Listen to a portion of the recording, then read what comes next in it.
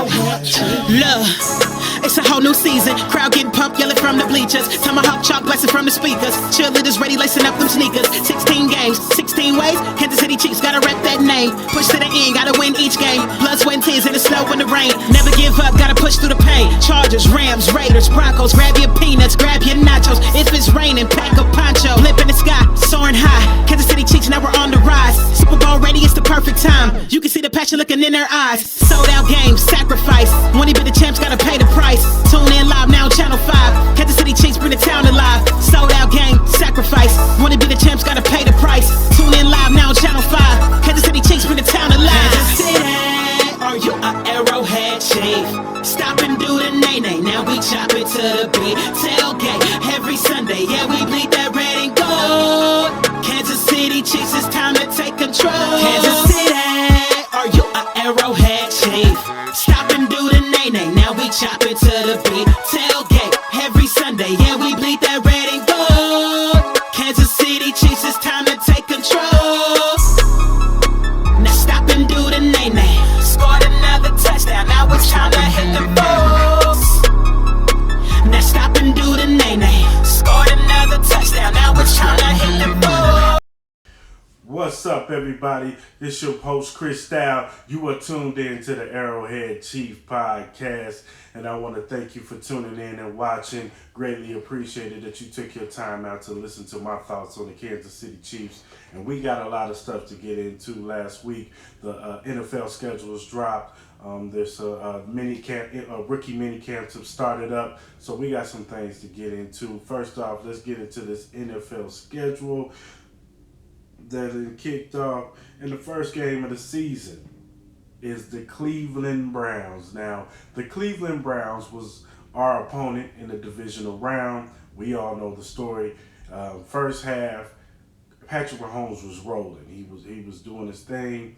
In the middle of the second quarter, the offense started stalling just a little bit, but then all of a sudden, Patrick Mahomes and them started marching down the field. We all know the infamous option play, and Patrick Mahomes gets hurt. He's out for the game. So now it's starting to look bleak for the Kansas City Chiefs, but due to some things going our way with the defense stepping up, stopping Baker Mayfield, making them punt the football, and Chad Henne stepping in, making a crucial run, a crucial pass to Darrell Williams, and a crucial run to get us 4th and 1, and a pass to Tyreek Hill to ice the game was this big story of that game. And we all know if Patrick Mahomes would have stayed in that game, it probably would have been a rout. It might have got ugly. Because I believe on that drive that they was going down the field, Patrick Mahomes would have scored. And we would have put the game at risk, because at that time it was 19-3.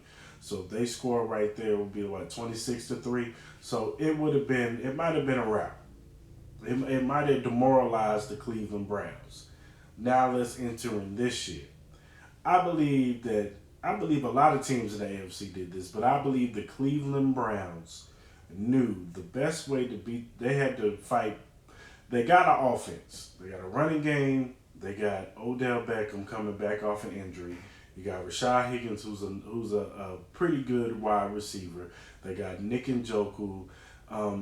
They have a formidable offense that can score if they maximize their talent. The problem with the Cleveland Browns last year was their secondary was depleted with injuries. It was not that good. They drafted last year Greg Delfelt from LSU. They also had Greedy Williams the year before that. They have Denzel Ward, up and coming corner that they drafted, and they have Myles Garrett, all-star, all-pro defensive end. They added Jadeveon Clowney, and say what you want about Jadeveon Clowney. No, is he not a sack artist like that everybody thought he was going to be? No, but he's good. He's a formidable against the run, and he's still a pretty good option, number 2 defensive end. So they brought him in. They brought in a couple of other defensive pieces in the draft, and I believe they did this so they knew that they had to go through the Kansas City Chiefs, they got to figure out a way to stop Patrick Mahomes in this offense with Travis Kelce, Tyreek Hill, Clyde Edwards-Helaire.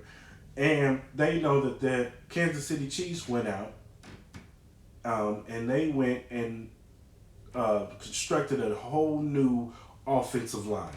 This offensive line, on paper, this offensive line looks like it could be very formidable, be one of the best offensive lines in the game right now. With the adding of Joe Tooney, with trading for Orlando Brown Jr., adding Creed Humphreys, Austin Blythe, Trey Smith, Kyle Long coming from a year sitting out. He looks like he's in good shape. Getting Lucas Nguyen coming in from opting out from last year, and we're getting LDT back, and Mike Remmers and Andrew Wiley, who were pretty decent on the line last year. But the great thing about this is there's a lot of competition on this offensive line now. This is probably the best, on paper, this offensive line is going to look. This is probably the best it's going to look. And I'm excited to see how this offensive line now. Do I expect this offensive line to come out first game, boom, we're the best offensive line in the league? No, it's going to take some time, because it takes some time for offensive line to gel, to know, each other and build that camaraderie as brothers. But I expect by week 4 or 5 that this offensive line will be rolling.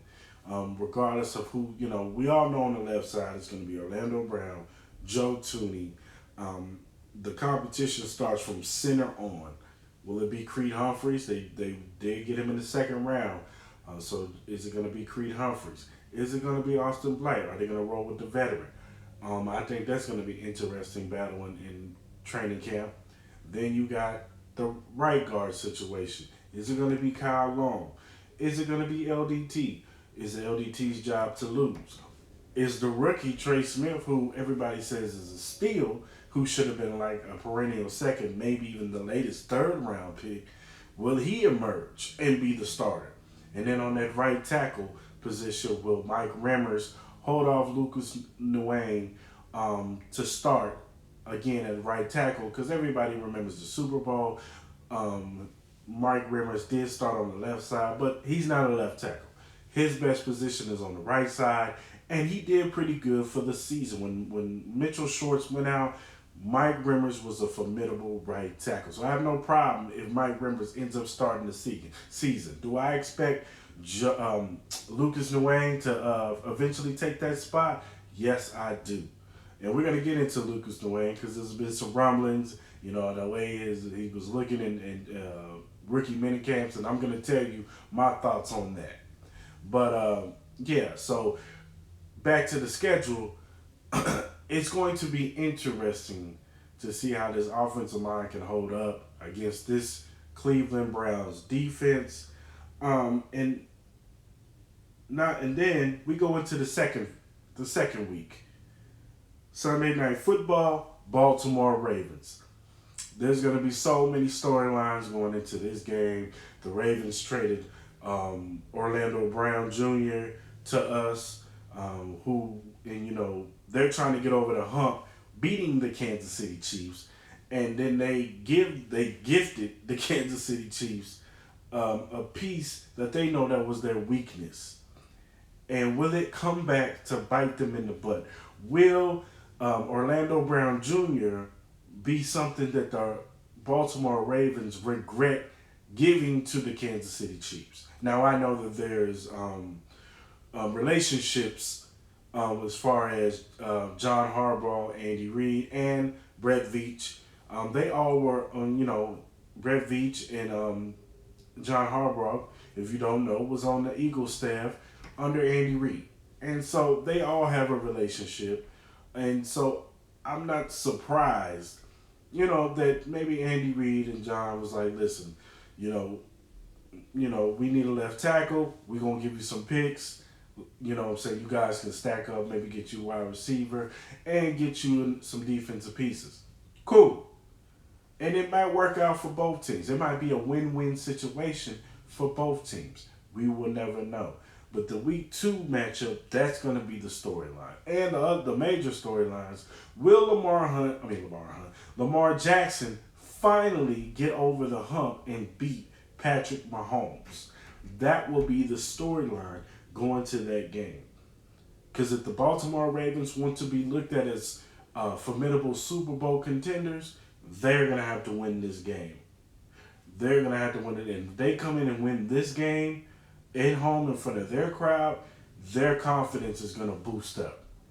It's going to take their confidence to another level going into this season. So that game is going to be interesting. Then we have our first game, division game versus the LA Chargers week 3 in the new stadium, SoFi Stadium. This is going to be it's going to be fireworks because it's going to be the first, we're going to be in the first time in the new stadium for the Chargers. Justin Herbert, sophomore year with a new head coach. Will Justin Herbert take off to that next level, or will he take a step back, dealing with a new scheme, dealing with a new coach, new offense? The way it's gonna be interesting. Everybody's just penciling in the Chargers, and they do this every year. The Chargers on paper look talented, and now they got a formidable quarterback, a pretty good looking quarterback, young. But will Justin Herbert take the next step, especially with defenses being able to have tape on this kid, seeing what his tendencies are? Will he work on those tendencies in the offseason to get better? We will see.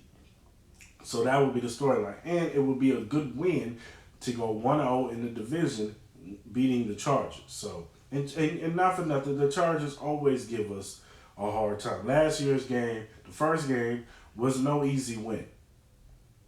The first game was no easy. The second game I don't count because none of the starters played. But the first game, it was not an easy win. It took a long pass from Patrick Mahomes to throw the football.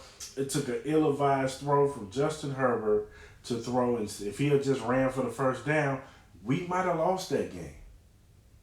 So it's going to be interesting to see how this Chargers teams look under this new coaching staff. So then week 4, we're going to Philadelphia for the first time since Andy Reid has become the coach of the Kansas City Chiefs. He will be traveling back to Philly. I'm sure that's going to be the main storyline. Andy Reid returning to Philadelphia. It's going to be a new look Eagles team with Justin Hurts. They're going to be, they got Devontae Smith from Alabama. There's going to be, but the main, storyline will be Andy Reid returning home to Philadelphia. Then week 5, Sunday Night Football again. We have the Buffalo Bills. Now, once again, just like the Ravens, the Buffalo Bills, in the draft, they went and got defensive pass rushers that possibly can get after Patrick Mahomes. Everybody saw the Super Bowl. If you can get after Patrick Mahomes, you can make life difficult for him. Now, the kid, he's a superstar. He's amazing. He makes crazy throws. But still, we all saw when Patrick Mahomes is not comfortable in the pocket, he's running around for his life, it makes life difficult for him to throw the football. He can't set his feet. He can't, even though when he's making those off-schedule throws, he's still set. He's comfortable making those throws, those off-schedule throws, because, he's used to doing that. But when he's, scrambling around and he's got to throw it, a second tick earlier, it messes up the whole offense. So it's going to be interesting to see if this Buffalo Bills team upgraded their pass rush, because I believe that was their problem on defense, and how will just Josh Allen take that next step as a perennial quarterback, an elite quarterback? Will he sketch himself into the elite quarterback room with the Patrick Mahomes, with the Deshaun Watsons, Tom Brady's, the Aaron Rodgers, just to name a few? Will they etch themselves? Will he put himself in that talk? We shall see. Then one of the other games that interests me, Week 9, Green Bay Packers. Will Aaron Rodgers be the quarterback of the Green Bay Packers? Now, in my opinion, I think it's too late to trade Aaron Rodgers. I think it should have happened at the draft when the Broncos had the picks for this year's draft. They should have made the move when they wanted to make the move. Now, it could happen still, and I could be eating my words, but still, I think Aaron Rodgers is going to stay. I think he plays for one more year in Green Bay. I think they make one more run at it. I think, make one more run to try to get to the Super Bowl. And, the story on this game, if he is still there, the story of the game will finally be Patrick Mahomes versus Aaron Rodgers. Is this a Super Bowl preview? The State Farm game? All that is going to be the storyline. Is this kind of a, everybody says Patrick Mahomes has a little bit of Aaron Rodgers in him, so it's going to be box office. It's going to be box office. So they're going to and Fox is going to make sure they put a lot of hype on this game. They're going to be a lot of hype on this game. Then we go into Week 10, Sunday Night Football, the third Sunday Night Football game, prime time. Las Vegas Raiders in Las Vegas, where I reside at, by ad. Yeah, Las Vegas Raiders.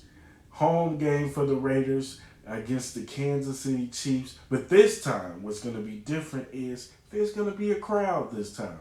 Now, I don't know if there will be a full capacity crowd or will there still be restrictions. I believe that it will be full capacity because I think the NFL wants to get that money back that they lost last year. So I wouldn't be surprised if it's full capacity. It's going to be the first year for the Raiders State. Well, last year was the first, but this is going to be the first year with fans actually in the crowd. So they're going to make sure that they're going to put extra hype on this game. This game will be talked about all week, especially if the Raiders have a decent record by this time. If they're above 500 and they're looking like a playoff team, at the very least, a playoff team, they're going to be major hype on this game. Now, if the Raiders look, like they're not going to make the playoffs and they're not looking pretty good, it'll be hype, but it's not going to be as big as hype as, usual. But there will be significant hype because it'll be in Vegas with the crowd, Chiefs, Raiders, rivalry. It's going to be box office. So then, Week 11, play the Dallas Cowboys in Kansas City, home game. This will be hyped because everything always gets hyped up when you play the Dallas Cowboys. If you look at the ticket prices on there, the Dallas game is expensive. Them prices is high. I mean, I saw the nosebleeds is like $400. So that they're gonna hype this game up. This is another Fox game. Is going to be the afternoon game. It's 3:25, 1:25 my time, but 3:25 Central Time. So it is going to be hype on this game. I'm sure in Kansas City they're going to hype it up because the Cowboys are coming in town. So there will be major hype. Then, of course, Week 12, we get a bye week. Get the rest. I like the bye week later in the year instead of earlier, especially with a 17-game schedule. Now, you get the bye week in Week 12. They get the rest. Hopefully, they're going into the bye week not, with any significant injuries. Guys can rest their bodies, get ready for that stretch run. Hopefully, they're getting ready for the stretch run to get that number 1 seed, or at least just, get a top rank in the playoffs. So then we go into Week 13. We go against the Broncos. Week 13, Week 14, and Week 15 will all be divisional games. We got the Broncos, we got the Raiders at home, and we got the Chargers. Thursday Night Football. So it's going to be a big game. And I made a mistake earlier that week 12 Chargers game, that's going to be in Kansas City. The week 15 game is going to be when we go to SoFi Stadium. So regardless, the storyline still is there. So if we could win 3 straight division games, we should be sitting pretty once again in the division, because we'll be 2-0 versus the Raiders, 2-0 versus the Chargers, and 1-0 versus the Broncos. Then week 16, we got the Pittsburgh Steelers. Will the Steelers be a good team? They're getting pieces back on that defense. Is Big Ben gonna look like how he looked at the back end of the season? Will he look like he is done, washed up? A lot of people think Big Ben is washed. We'll see. We'll see. They got Najee Harris, so their running game should improve. But will that offensive line hold up? They lost some pieces on that offensive line. So will it hold up? I know the defense is going to get back some pieces. Devin Bush. They lost Bud Dupree, who was a formidable pass rusher on the other side of T.J. Watt. So that's going to be a question mark. They still got some guys on that defense, but will it affect them when teams are double teaming T.J. Watt? Will it be another pass rusher to emerge on that side of the ball? So, and we end the season off with the Denver Broncos, and we play the Cincinnati Bengals. That should be a wash. The other primetime game we got is a Monday Night Football game against the Giants. That should be a pretty decent game. Will the Giants be a formidable team? I believe that the Giants are going to win that division. I think they got the pieces around them. It's all about Daniel Jones, man. It's all about Daniel Jones. So, yeah, those are pretty much all of our primetime games, man. We got 3 Sunday nights, 1 Thursday night against the Chargers, and then 1 Monday Night Football game against the New York Giants. So, if I were to say anything, I believe our record will be 15-2. I wouldn't be surprised if, one of these games we slip up. Somebody catches us, we play, a Sunday game, and then we got to turn around and play a Thursday night game. I wouldn't be surprised we might lose that game. We might lose that game. I'm not going to pick us to lose, but we might lose one of those games. Or one of them Sunday night games where they might be sleepwalking, playing maybe, the Washington football team. They don't take them as serious. And the Washington football team, comes out, guns a-blazing, busts us in the mouth. We take an L. And I wouldn't be surprised if we lose that last game against the Denver Broncos, especially if we got our seeding in the playoffs, which I expect, whether we be the number 1 or 2, or maybe even number 3, but I don't think we'll get down that far. But at least number 1 or 2 seed, we probably rest some guys week 17 going into the playoffs. So I believe we go 15-2. That's my prediction. It'll be interesting to see how that thing plays out. So, next thing we're going to talk about, Rookie MiniCamp was started this past weekend. This week, guys, more players are coming in. I think it's phase 2 of the off season. So OTAs is going to start revving up.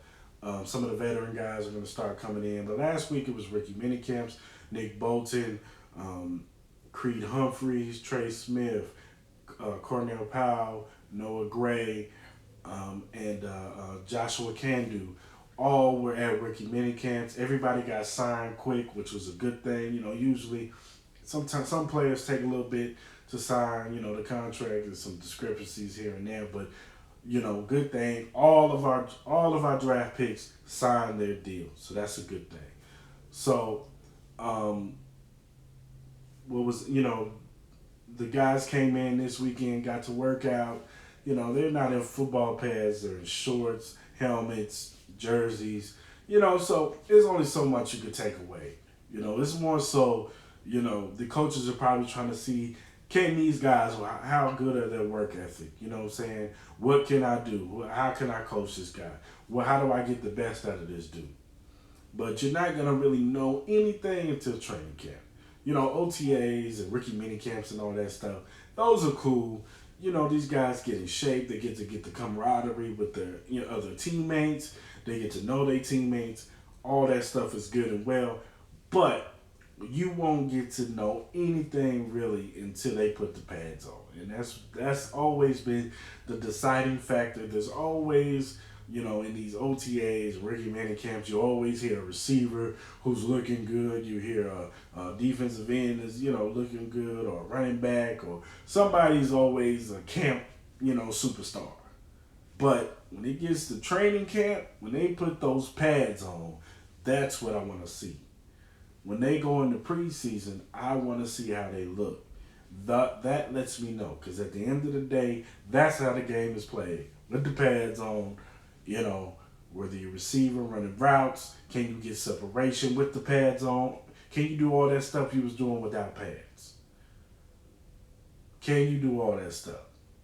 We won't be able to see what Nick Bolton can do until the pads get on and they start hitting. We won't know until what Creed Humphrey and Trey Smith and Lucas Nguyen can do until the pads come on.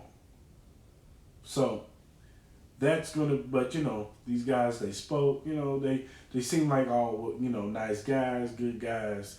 They just ready to work, soak in. All of them said they're just ready to get under the wing of a veteran and soak in information. And that's always a good thing.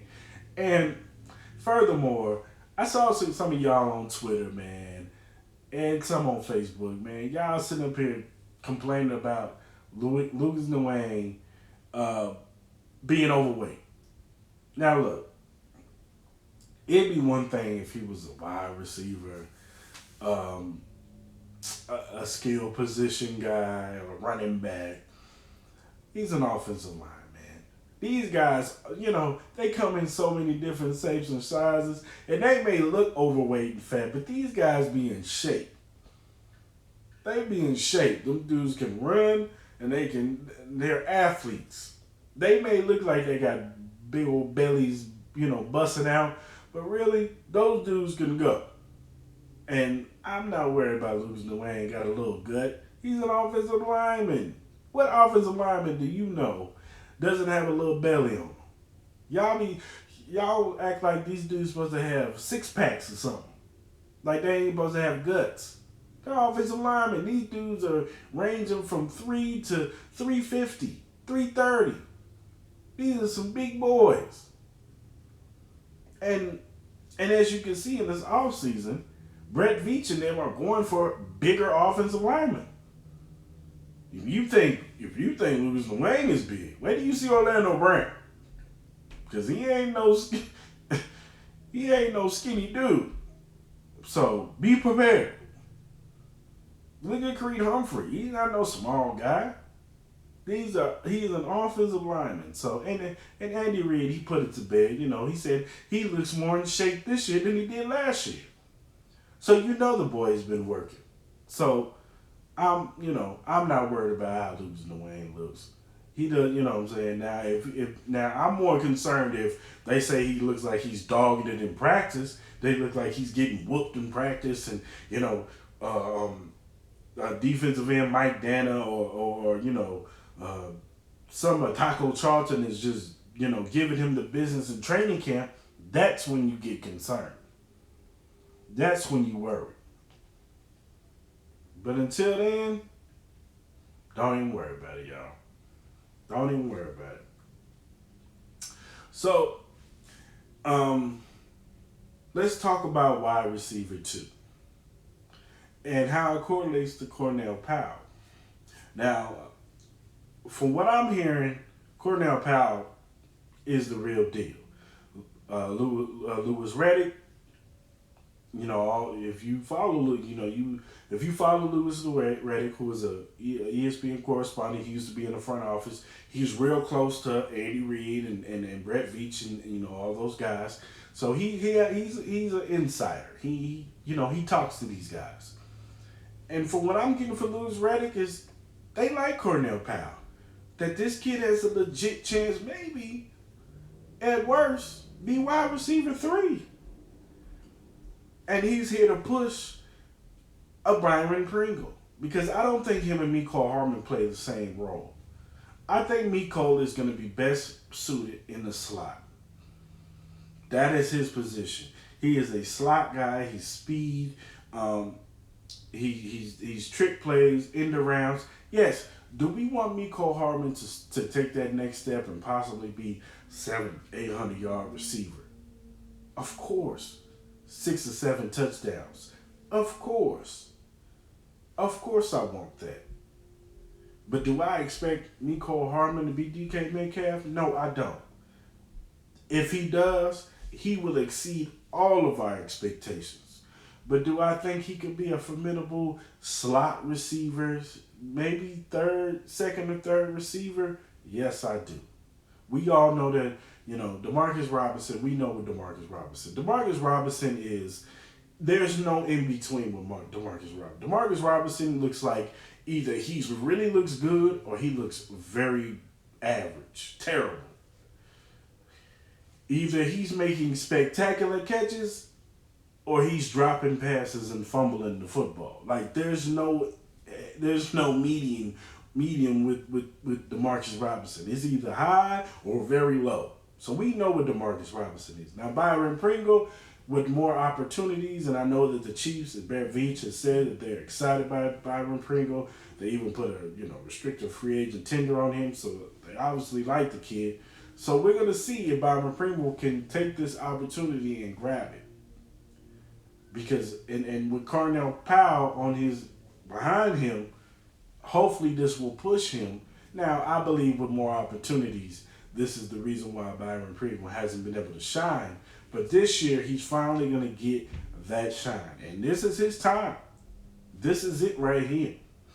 This season is This season is very important for Mecole Hardman, of course, but it's important for Byron Pringle because Byron Pringle can he can make himself a lot of money this offseason, or even if it's not with the Chiefs, he can make himself a lot of money this offseason, or B, he can be what he be.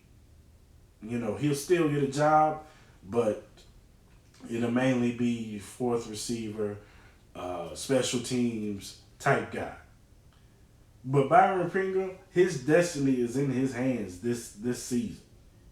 And if he comes out looking like, anything, above average, he's going to make himself some money this offseason.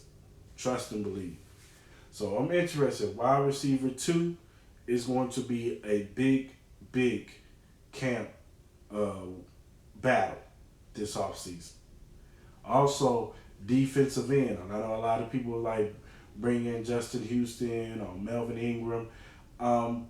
And I say this about wide receiver. I won't be surprised. And I know they've been trying to bring in veterans, and there's been talk of D.D. Westbrook maybe coming in, and things of that nature. I've heard people talking about trade for Julio Jones, which whatever. But I think just like wide receiver, defensive end, I think that the Chiefs want these young guys to step up and take the bull by the horn. Now, if they don't, that's why you got a trade deadline. Go out there and get your defensive end if you need one.